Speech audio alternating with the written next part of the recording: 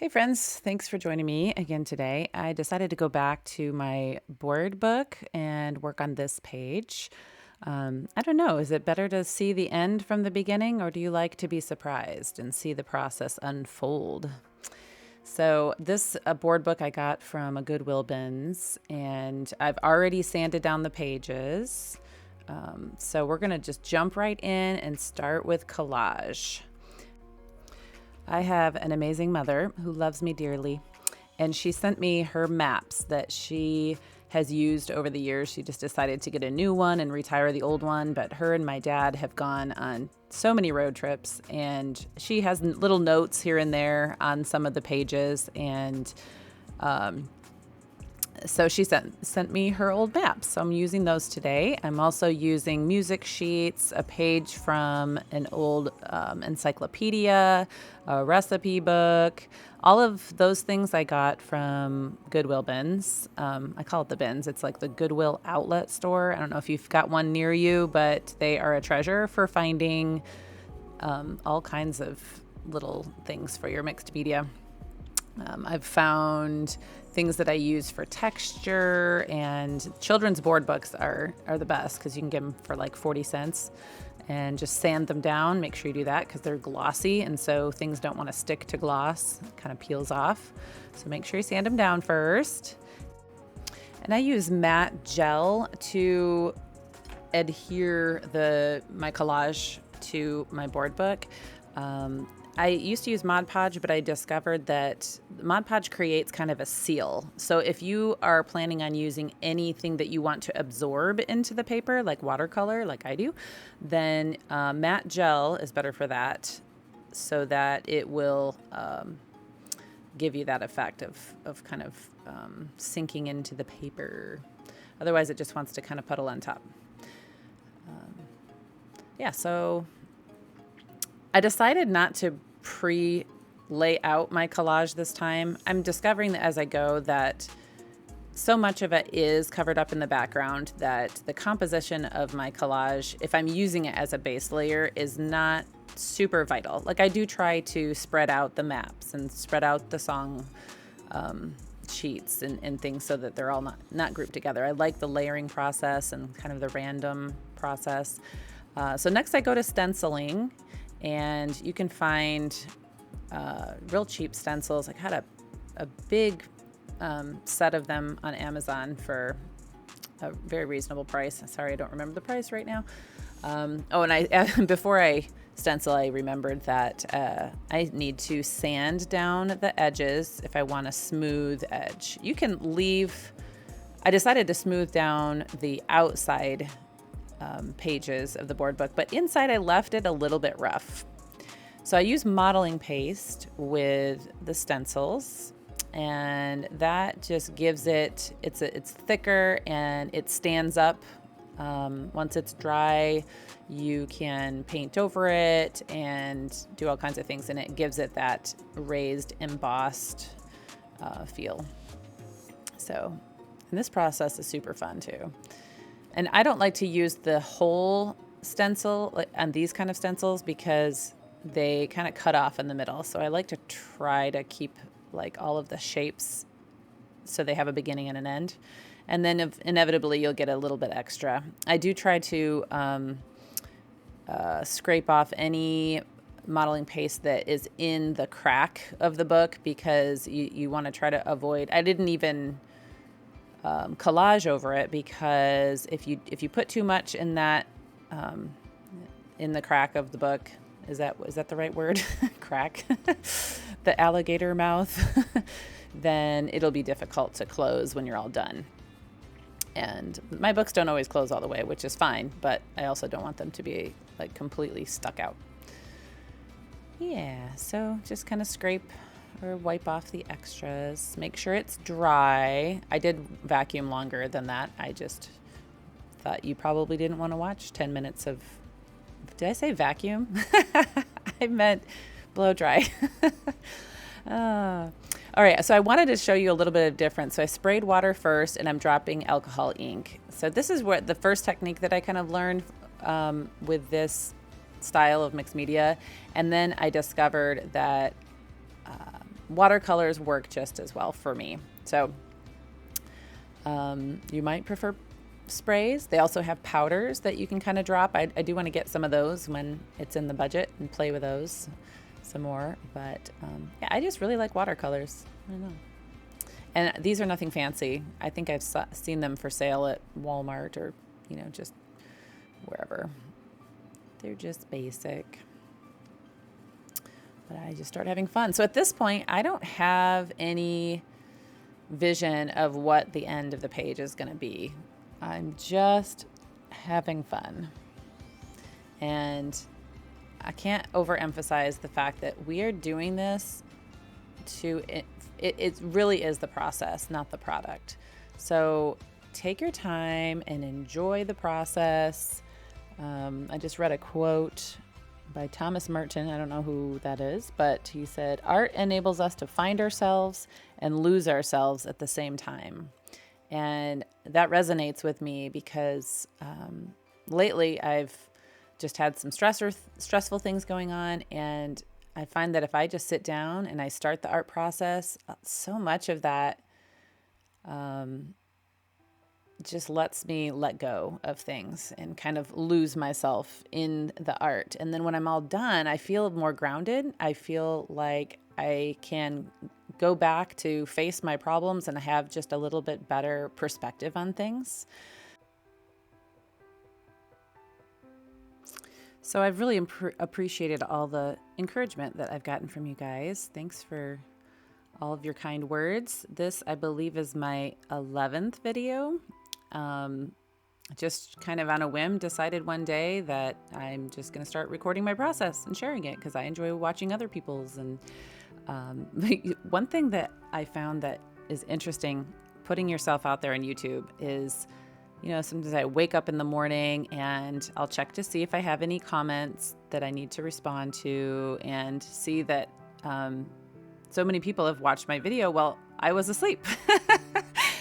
I'd never really thought about that. That's kind of weird. So as you are listening to the sound of my voice right now, I could be at the grocery store, not even thinking about art. Just kind of a strange realization as I've started doing this process.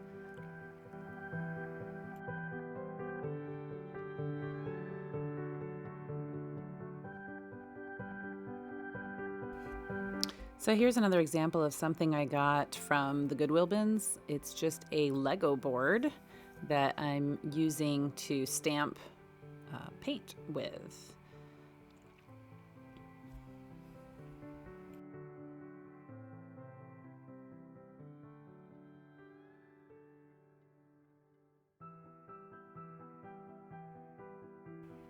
It's a little hard to see on the video how it's showing up. It's a very subtle mark, but I like it.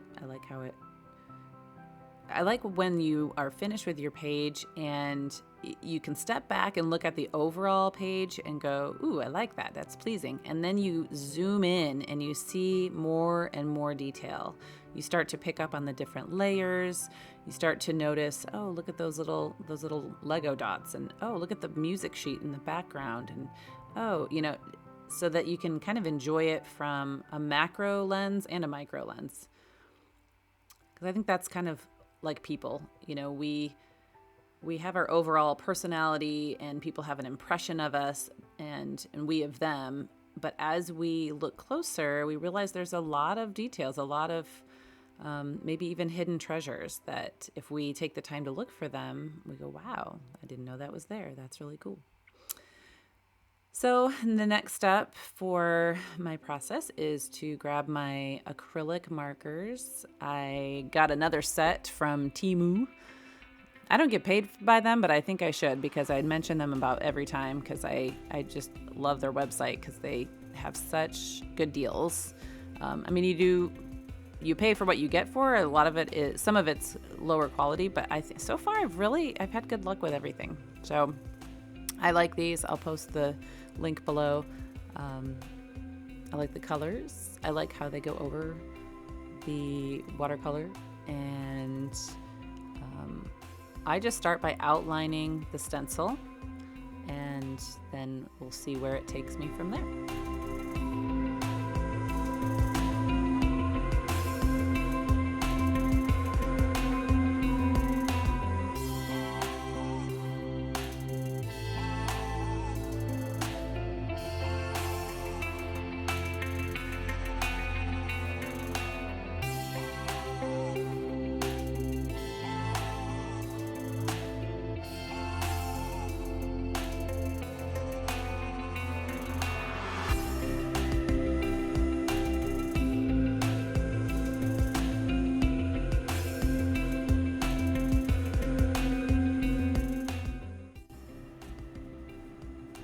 So I wanted to add some more texture here. So I just got out regular acrylic paint, and I'm using an old foam letter that was a child's toy that, again, I found at the Goodwill bins.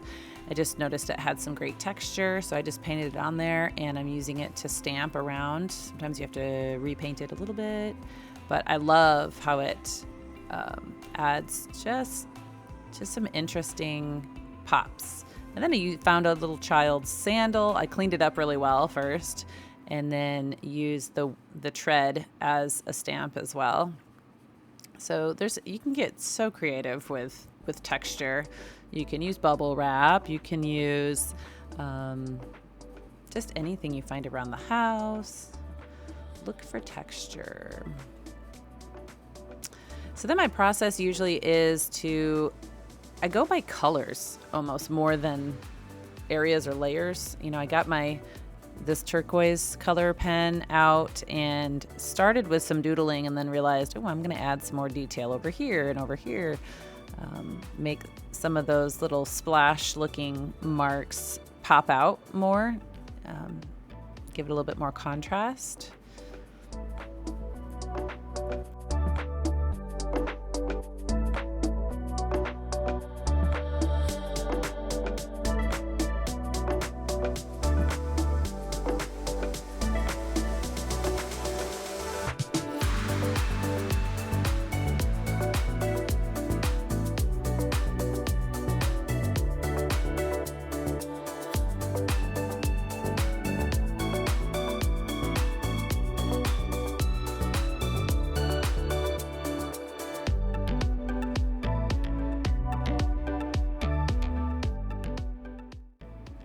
You'll notice I like threes. I like groups of three. So I went back to my little ovals and decided I wanted to balance the page out and do little groups of three on the opposite side in the opposite corner. Decided to put the pink in the middle instead of the outside, and then realized I had a group of three on that side. I want a group of three threes on this side. So sometimes there's a little bit of method to the madness. I've spoke before about the triangles. Our brains like triangles. It just balances things out. And then this is one of those ideas that I borrowed from other artists, just seeing how using dash marks to kind of create a element of the page. So now I'm having fun with orange. So I had just gotten more of these Timu markers in my first set. I used all the orange up, so I was really excited to use orange again. And I'm making these kind of almost fish scales, mermaid scales. This is starting to feel very aquatic to me at this point. I'm thinking, this feels like under the ocean. And again, I'm looking for balance, so I use the same patterns in different places on the page, kind of turning, twisting. If I have it on one side, I'll have it on the other. And then just playing. How can I add more detail? How can I make things pop? How can I add a little bit more contrast?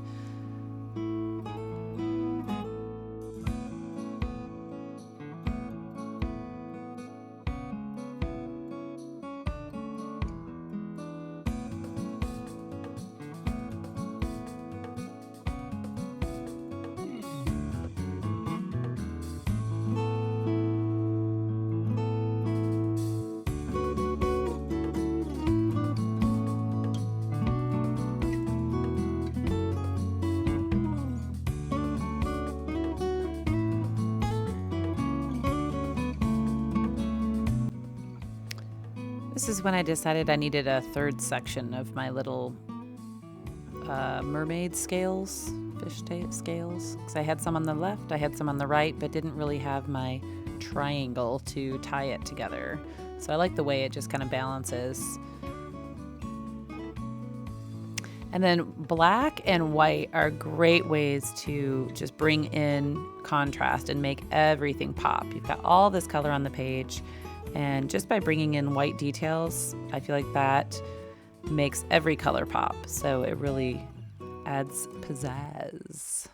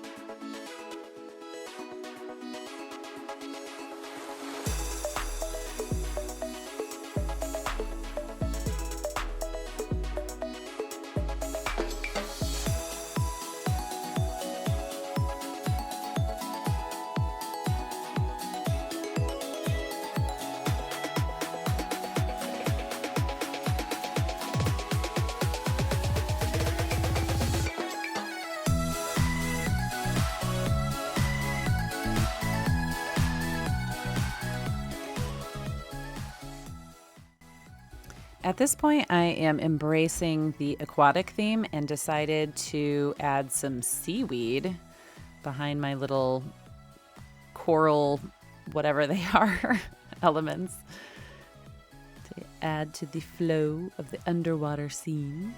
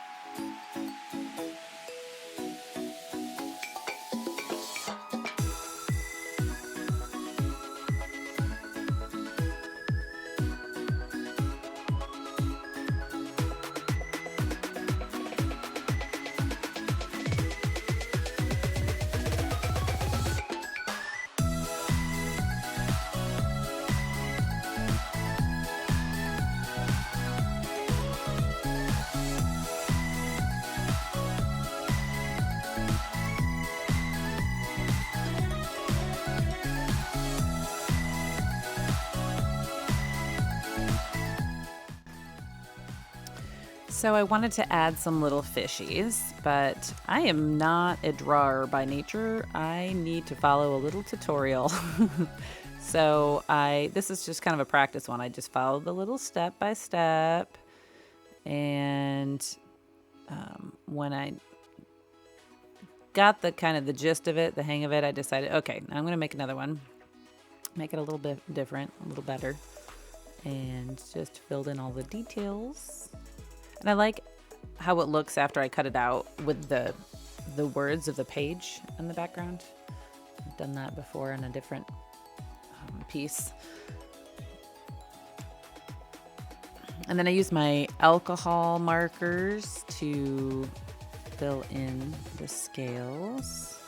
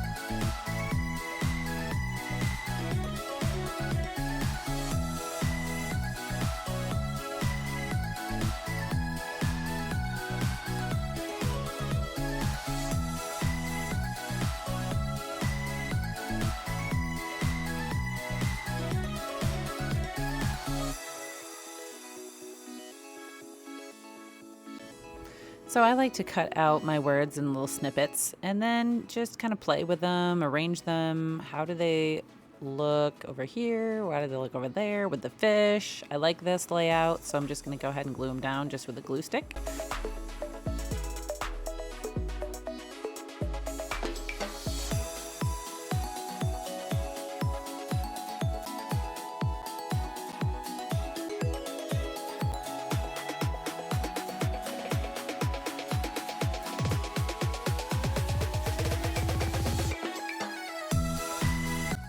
Okay, I've waited this long in the video to apologize for my lighting issues because I was hoping that if I didn't point it out that you wouldn't notice, but I was having some issues with the white balance and the lighting.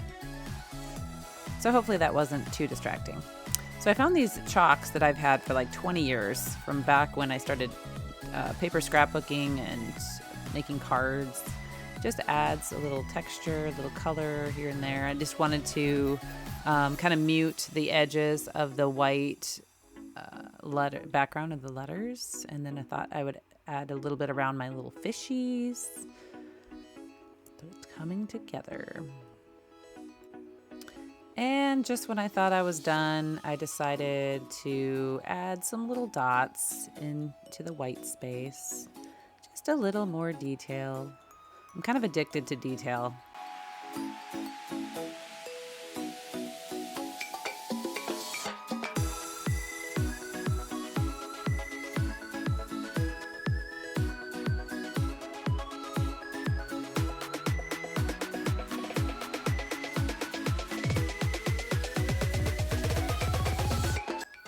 And after some recent smudging attempts, I decided I'm going to start using this spray cover. So I take it out to my garage, open up my trash can, and spray it above that so that it limits the chemicals in the house. And now you can finally see the color better. It actually is quite vivid. And I like the way that it turned out. So I hope you enjoyed watching my process, and go out there and make some art.